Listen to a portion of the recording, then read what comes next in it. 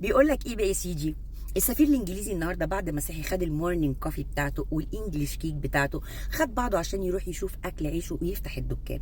لقى الحكومه المصريه شالت الحواجز من قدام السفاره وفتحت الشارع سداح مداح. الراجل شاف المنظر ده يا اخويا اتخض، قال لك لا لا لا لا، اقفل يا ابني الدكان النهارده، مش هنرش ميه، مش هنفتح، مش شغالين، واللي عايزنا يكلمنا في التليفون لحد ما نشوف ايه الموضوع ده.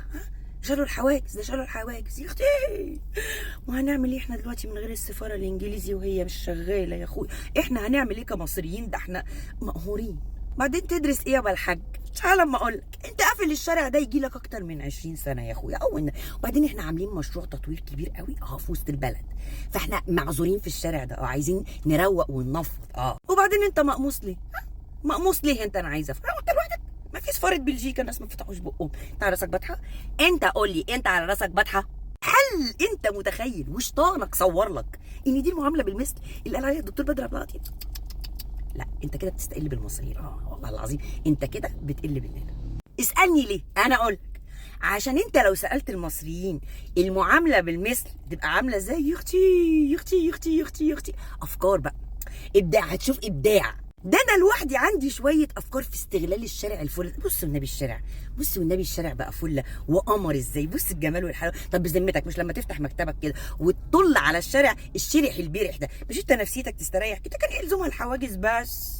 والنبي ما تقلق مننا، لا خالص، انا مش عايزاك تقلق مننا خالص. احنا ناس محترمه، نحترم القانون وبنحترم دولتنا. احنا هنروق. عندنا تنفيضه العيد، الشارع مطرب بقاله 20 سنه مطرب، فقلنا ننظف ونسيق.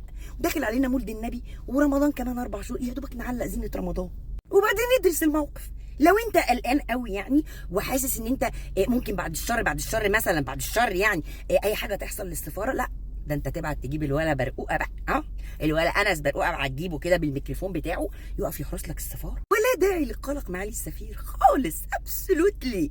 ليه؟ لان مصر دوله شريفه في زمن عز فيه الشرف. لا هتلاقي عندنا مطاريد من جماعه الاخوان المجرمين، ولا بنمولهم، ولا بنحرضهم على مصر، ابسولوتلي خالص. انت هتقابل الشعب المصري الاصيل. والله الشعب المصري الاصيل كان له هتاف عظيم كده، يا عزيز يا عزيز كوبا تاخد الانجليز. بس لا لا لا لا، اكيد مش هنعمل كده. احنا شعب مؤدب محترم بيسمع كلام قياداته. احنا بنسمع الكلام، احنا بنسمع الكلام. يعني احنا دلوقتي في مرحله التسييق، بنسيق.